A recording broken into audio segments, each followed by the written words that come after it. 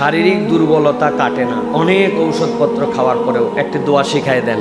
প্রিয় ভাইরা, নবী করিম সাল্লাল্লাহু আলাইহি ওয়াসাল্লাম ইমানদারদের জন্য বহু ধরনের দোয়া শিখিয়েছেন। নবী করিম সাল্লাল্লাহু আলাইহি ওয়াসাল্লামের পক্ষ থেকে এগুলো আমাদের জন্য নিয়ামত। আল্লাহ রাব্বুল আলামিনের পক্ষ থেকে জেনে বুঝে এই দোয়াগুলো শিখেছেন। নবীজি একটা দোয়ায় তিনটা বান্দাদের জন্য নিয়ামতের কথা বলেছেন।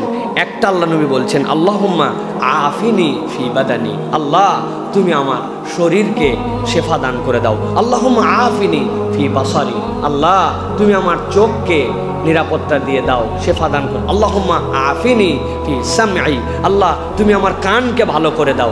এরপরে তিনি বলেছেন, লা ইলাহা ইল্লা, তুমি ছাড়া কোনো ইলাহ নাই। এই দোয়াটা মুহাদ্দিসরা ব্যাখ্যা করেছেন যে আল্লাহ রাব্বুল আলামিনের রাসূল বললেন, আল্লাহ তুমি আমার শরীরকে ভালো করে দাও। এরপরে কিসের জন্য দোয়া করলেন? চোখের জন্য আর কানের জন্য।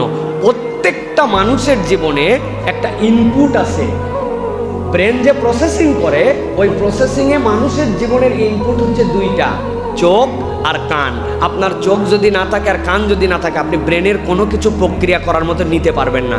তাহলে মানুষের যে মস্তিষ্ক গরম হয়, শরীর যে খারাপ হয়, এর অধিকাংশ মানুষের চোখ আর কানের অপরাধের কারণে। চোখের গুনাহ, চোখ দিয়ে যে শরীরের মধ্যে গরম ঢুকে আমার মধ্যে, যেই সকল হারাম ঢুকে আমার মধ্যে, কান দিয়ে ঢুকে, এই দুইটা ঠিক হয়ে গেলে মানুষের শরীর অনেকাংশে ঠিক হয়ে যায়। এই জন্য আল্লাহ নবী দোয়া করেছেন, আল্লাহুম্মা আফিনি ফি বাদানি, আল্লাহ তুমি আমার শারীরিক সুস্থতা দাও, তুমি আমার কানের সুস্থতা দাও, চোখের সুস্থতা দাও, তথা চোখ থেকে গুনাহ থেকে হেফাজত করো, কান থেকে গুনাহ হেফাজত করো। সুতরাং এই দোয়া যদি কেউ তার লাইফে নিতে চায়, তাহলে চোখ আর কানের গুনাহ তার ছাড়তে হবে, তার শরীর অনেকাংশে ঠিক হয়ে যাবে ইনশাআল্লাহ। তাহলে একবার পড়েন, আল্লাহুম্মা আফিনি ফি বাদানি, আল্লাহুম্মা আফিনি ফি সামঈ, আল্লাহুম্মা আফিনি ফি বাসারি, লা ইলাহা ইল্লা আনতা, তুমি ছাড়া আমাদের কোনো ইলাহ নাই। এই দোয়া করেন, ইনশাআল্লাহ আল্লাহ রাব্বুল আলামিন আপনাকে শারীরিক দুর্বলতা কাটায় দিবেন।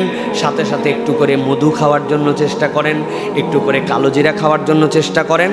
আর বেশিরভাগ আমাদের রোগ বালাইয়ের অন্যতম কারণ, এখন আমরা রোদে যাই না। আগের মানুষ রোদে ছিল, এখন রোদের বাহিরে। সকালবেলার রোদে খালি গায়ে যদি একটু দৌড় ঝাঁপ আমরা করতে পারি, দেখবেন শরীরের মধ্যে অনেক এনার্জি। আমাদেরকে খালি ভিটামিন ডি খাওয়ায়া খাওয়ায়া আমাদেরকে শেষ করে ফেলতেছে। প্রিয় ভাইরা, আমরা রোদে যাই না, নানান সমস্যা, ওষুধ খাইয়ে শেষ, কিন্তু শরীরে ভিটামিন ডি নাই। কোনো ওষুধ শরীরের মধ্যে অ্যাক্টিভ হতে পারে না ভিটামিন ডি না থাকলে।